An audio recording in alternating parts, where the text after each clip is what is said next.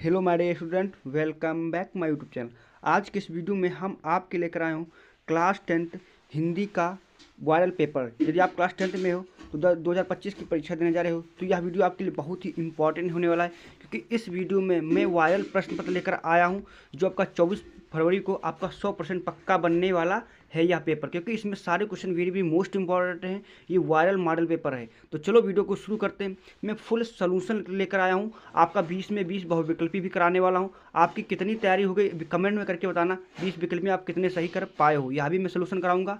इसके साथ साथ 50 नंबर का वर्णात्मक प्रश्न वो भी इसमें हम हल कराने वाला हूँ पूरा सोल्यूशन के साथ। वेरी वेरी मोस्ट इंपॉर्टेंट है। तो चलो वीडियो को शुरू करते हैं।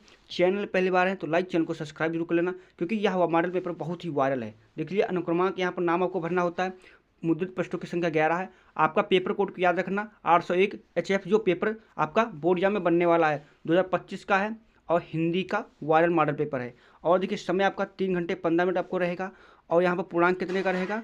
पूर्णांक आपका यहाँ पर देख लीजिए, पूर्णांक आपका 70 नंबर का रहने वाला है। और देखिए, कुछ निर्देश दिए जिनको आपको पढ़ना बहुत जरूरी है।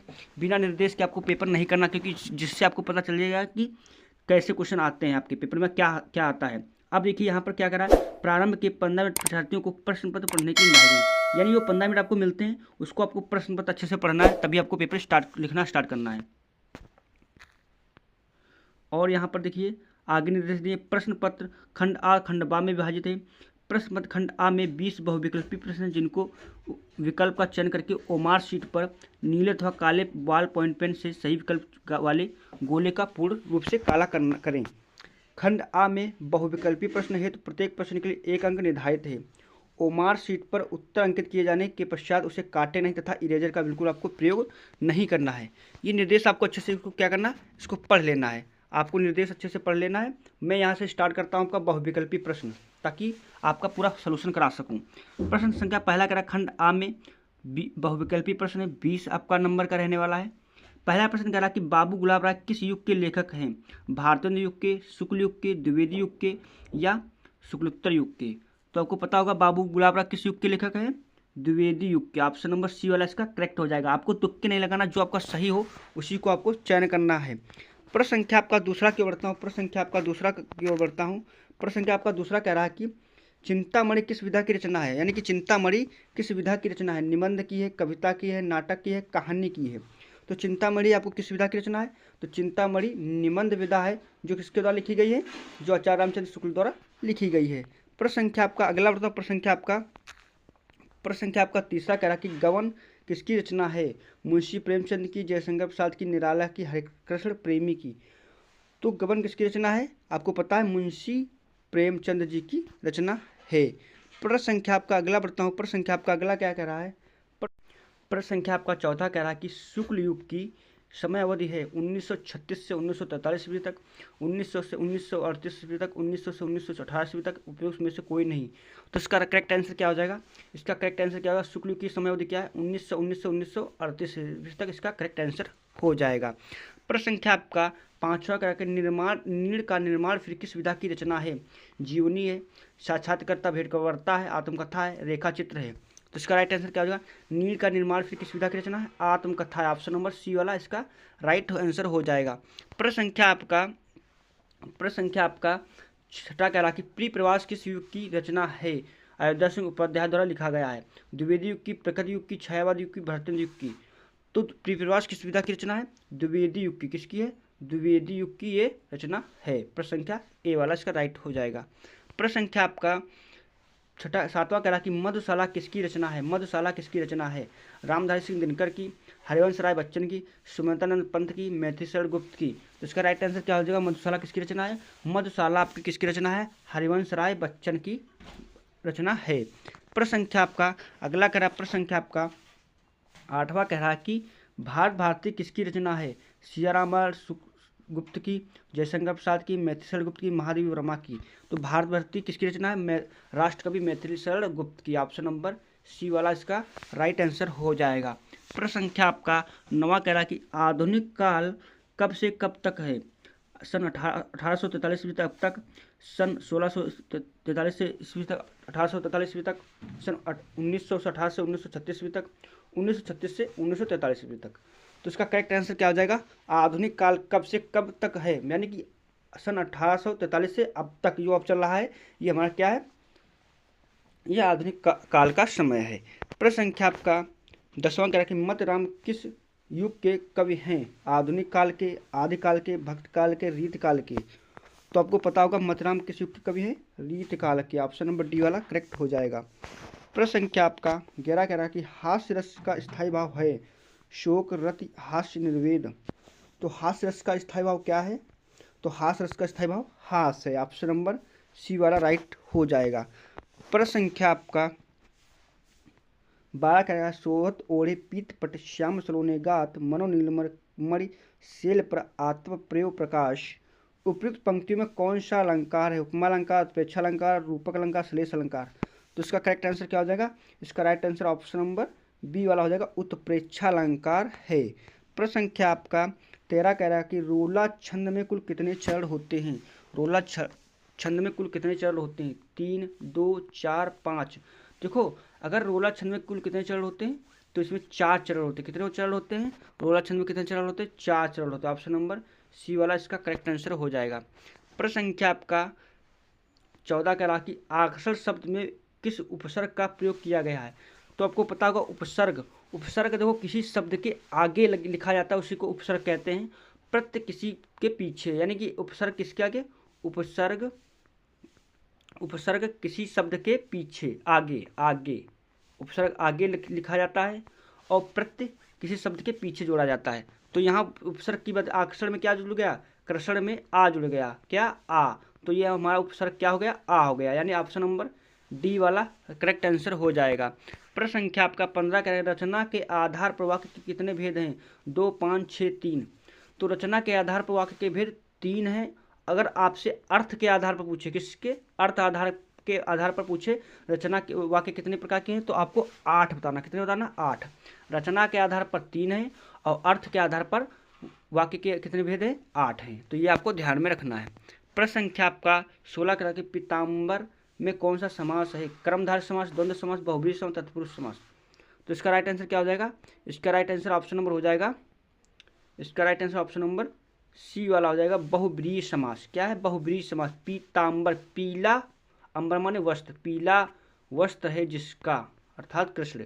तो ऑप्शन नंबर क्या हो जाएगा, ऑप्शन नंबर सी वाला करेक्ट हो जाएगा। प्रश्न संख्या आपका 17 करें कि आंसू का तत्सम रूप क्या। देखो तत्सम का रूप मतलब क्या होता है, संस्कृत शब्द क्या है, और तद्भव पूछे आपसे तो हिंदी शब्द होता है। तो आंसू का तत्सम रूप क्या है, आंसू, अंशु, रोना, आंख। तो संस्कृत रूप क्या होगा, अश्रु हो जाएगा। ऑप्शन नंबर ए वाला करेक्ट हो जाएगा। प्रश्न संख्या आपका 18 कह रहा कि कृत्यवाच्य में किसकी प्रधानता होती है, कर्ता की प्रधानता, भाव की प्रधानता, कर्म की प्रधानता, इनमें से कोई नहीं। तो कृत्यवाच्य में किसकी प्रधानता होती है, कर्म की प्रधानता होती है। ऑप्शन नंबर सी वाला इसका करेक्ट हो जाएगा। प्रश्न संख्या आपका 19 कह रहा कि त्याभ्यास शब्द में विभक्ति एवं वचन है, षष्ठी विभक्ति बहु एक वचन। देखो इनको आपको रट लेना है क्योंकि ये बिना रटे आपको नहीं कर पाओगे। 1 नंबर का आपका विभक्ति वचन जरूर आएगा, इसलिए इसको तैयार कर लेना। मैं बता देता हूँ इसका right answer option number D हो जाएगा, ताभ्या में चतुर्थी विभक्ति बहुवचन है। प्रश्न संख्या आपका 20वां कह रहा है बहुविकल्पी का अंतिम प्रश्न कह रहा है कि निम्नलिखित में सर्वनाम है, मनुष्य, बचपन है, वह है, इनमें से कोई नहीं। तो आपको सर्वनाम, सर्वनाम हुआ होता है किसी वस्तु, किसी के नाम के स्थान पर प्रयोग किया जाता है, उसे सर्वनाम कहते हैं। इसमें इसका राइट आंसर ऑप्शन वह क्या है, किसी के नाम की जगह प्रयोग किया, पुकारा गया, वह। तो यहाँ इसका right answer option number C वाला करेक्ट हो जाएगा। अब आपको 20 बहुविकल्पी में कितना सही कर पाए कमेंट करके बताना, ताकि मैं जान सकूँ आपकी कितनी तैयारी अच्छी हो चुकी है। प्रश्न संख्या आपका यहाँ से आप वर्णात्मक प्रश्न आ जाएगा, 50 नंबर का रहने वाला, कितने नंबर का, 50 नंबर का वर्णात्मक प्रश्न रहने वाला है। अब प्रश्न संख्या पहला कह रहा है कि निम्नलिखित गद्यांश पर आधारित 3 प्रश्नों के उत्तर दीजिए। यानी कि आपको जो 3 प्रश्नों के उत्तर दोगे 6 नंबर आपको मिल जाएगा। इस पैराग्राफ को अच्छे से पढ़ना, आपको यहाँ तक पढ़ने के बाद आपको क्या करना है, इनके जो 3 प्रश्न दिए हैं इनको आपको लिखना है, इसका उत्तर देना है आपको। तो इसको एक बार पढ़ोगे ना तो आपको पता चल जाएगा। देखो यहाँ पर मित्रता का जिक्र हुआ, यानी मित्रता नामक पाठ से आचार्य रामचंद्र शुक्ल जी नामक पाठ से लिया गया है, बहुत सरल है, पहला ही चैप्टर से आपका ये आ गया। अब इनके प्रश्नों के उत्तर आपको दोगे 6 नंबर मिल जाएगा। मान लो अगर ऊपर वाला कठिन फंस गया कभी कभी, तो क्या करना है, आपको नीचे वाला अथवा का मौका है, 2 में से 1 करना है, जो आपको सरल लगे वो कर सकते हो। ऊपर वाला भी सरल है, नीचे वाला भी सरल है। क्यों, यहाँ इसको पढ़ोगे तो यहाँ पर देखिए आयुर्वेद इतना साहस चमक उठी, ये है भगवान, ये किस पाठ से लिया गया, आपको इसको पढ़ना है। मान लो नीचे ऊपर वाला नहीं पता है, नीचे वाला तो प्रलय सरल आप उसको भी अच्छे से कर सकते हो। अगर आपने पढ़ा होगा तो इसको भी आप आसानी से कर लोगे। अगला प्रश्न, ये 3 प्रश्नों के उत्तर देना आपको, जो सरल लगे उसमें से एक करना ही है आपको। प्रश्न दूसरा करा कि दिए गए पद्यांश पर आधारित 3 प्रश्नों के उत्तर दीजिए। कितने? 3 प्रश्नों के आपको उत्तर देना है। चरण कमल बंधु हरिराही, जाकी कृपा पंग लांघो, अंधे को सब कुछ दर्शाई। देखो यहाँ पर सूरदास नामक पाठ से लिया, किससे? सूरदास नामक पाठ से लिया गया, पहले ही चैप्टर से आ गया।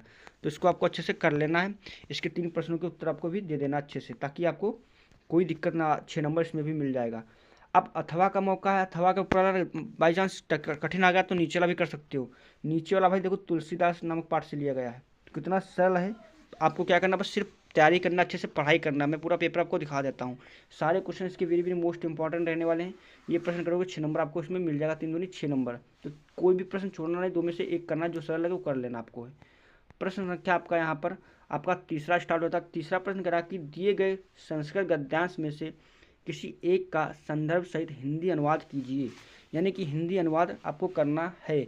अब 5 नंबर आपको मिलेगा। अब संदर्भ भी लिखना है। तो ऐसा नगरी भारतीय संस्कृति संस्कृत भाषाच केंद्र स्थलम अस्ति, यानी कि भारतीय जो संस्कृत है, भारत की संस्कृत जो है भाषा, वो केंद्र स्थली अस्त रही है। मतलब भारतीय संस्कृत की जो संस्कृत भाषा है वो हमारे लिए केंद्र स्थल का रही है। तो ये किसके? आपका भारतीय संस्कृत नामक पाठ से लिया गया। अथवा का मौका है, 2 में से एक करना, जो सरल लगे आपको वो कर लेना है। अब यहाँ पर पद्यांश भी, संस्कृत पद्यांश भी आता आपका है। ये जो देखो, मानव हितवा प्रियो भवति क्रोधम हितवा न सोचती, काम हितवा वर्ण भवति लोभम हितवा सुखी भवेत। जो सरल लगे वो कर लेना। अथवा का मौका है, सर्वे भवन्तु सुखिनः सर्वे भवन्तु निरामय। देखो कितना सरल आ गया, ये आपको 5 नंबर मिल जाएगा। तो आपको अच्छे से जो सरल लगे वो उसमें से कर लेना है। इसके बाद आपका आ गया है 5वां प्रश्न, कह रहा कि अपने पठित खंड काव्य के आधार पर निम्नलिखित प्रश्नों में से किसी एक का उत्तर दीजिए। 3 नंबर मिलेगा। देखो अपने पठित, यानी कि जो आपके क्लास में कक्षा में पढ़ाया गया हो, जो भी आपका जिले का होगा वो आपको पढ़ाया गया होगा, उसको जो उसका सिर्फ चलचित्र तैयार कर लीजिए। 3 नंबर आपको लिख देना 3 नंबर मिल जाएगा। और कुछ नहीं, बस चलचित्र तैयार कर लीजिए जिले के हिसाब से जो आपका हो। किसी का जय सुभाष, किसी का मातृभूमि, किसी का कर्ण, ये सब आपका कर्मभूमि तुमिल, किसी का होगा। जो आपको सरल लगे वो कर लेना है। प्रश्न संख्या आपका 6 करा के दिए गए लेखकों में से किसी एक का जीवन परिचय लिखते हुए उसकी इनकी प्रमुख रचनाओं का उल्लेख करना है। आपको क्या करना, इनका जीवन परिचय लिखना। 5 नंबर मिलेगा। देखो डॉक्टर राजेंद्र प्रसाद, जयशंकर प्रसाद, आचार्य रामशुक्ल। देखो शुरू के आपको 3 याद कर लेना। बोर्ड एग्जाम में 2 या 1 आपका 100% आ जाएगा। बस ज़्यादा नहीं, बस 3 याद कर लीजिए। जीवन परिचय गद्य पद्य से आपका बोर्ड एग्जाम में आ। देखो यहाँ पर शुरू लगातार के आ गए तीनों है, तो बहुत सरल है। प्रश्न संख्या आपका 6 कह रहा है कि खा का भी 3 पद के भी आते आपके जीवन परिचय। देखिए गोस्वामी तुलसीदास, सुमदानंद पंत, महाकवि सूरदास। देखो शुरू के 2 आ गए, तुलसीदास और सूरदास। तो आपको जो सरल लगे वो आपको इसमें से जीवन परिचय अच्छे से लिखना है, प्रैक्टिस करना है, ताकि आपको अच्छे से पता चल सके। प्रश्न संख्या आपका 17 करा कि अपनी पाठ्य पुस्तक में कंठस्थ कोई एक श्लोक लिखिए जो इस प्रश्न पत्र में ना आया हो। 2 नंबर मिलेगा। आपको 3 याद कर लेना, ताकि देखो 2 पेपर में आते ही, 1 और याद कर लेना ताकि आपको लिख सको अच्छे से। अब प्रश्न संख्या आपका 8वां कह रहा है, निम्नलिखित में किन्हीं 2 प्रश्नों का उत्तर संस्कृत में दीजिए। 2 नंबर मिलेगा आपको।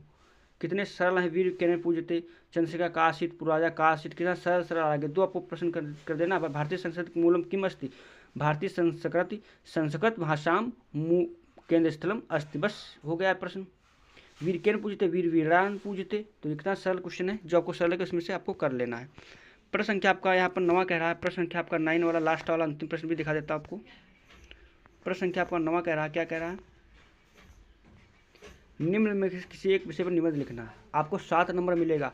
हेडिंग डाल कर लिखना है। सारे देखो, आतंकवाद, जनसंख्या, नारी सशक्तिकरण, पर्यावरण प्रशिक्षण के उपाय, ये सारे जितने भी हैं आपको बहुत ही वेरी वेरी मोस्ट इंपॉर्टेंट हैं, इसलिए इनको सभी को तैयार कर लेना है।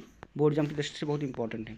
प्रश्न संख्या आपका 10वां विकल्प, प्रश्न का 10वां क्या कि अपनी विशेष रुचियों का उल्लेख करते हुए अपने मित्र को एक पत्र लिखना है। 2-4 नंबर मिलेगा। अथवा का मौका अगर ऊपर नहीं पता नीचे भी कर सकते हो। जो आपको इसमें से सरल लगे वो आपको तैयार करना है, क्योंकि बोर्ड एग्जाम की दृष्टि से पेपर बहुत ही इंपॉर्टेंट होने वाला है। समय कम है, इसलिए अच्छी तैयारी करिए। वीडियो अच्छा लगा लाइक, चैनल को सब्सक्राइब कर लेना, क्योंकि इसके बाद मैं विज्ञान का मॉडल पेपर लाने वाला हूँ जल्द से जल्द।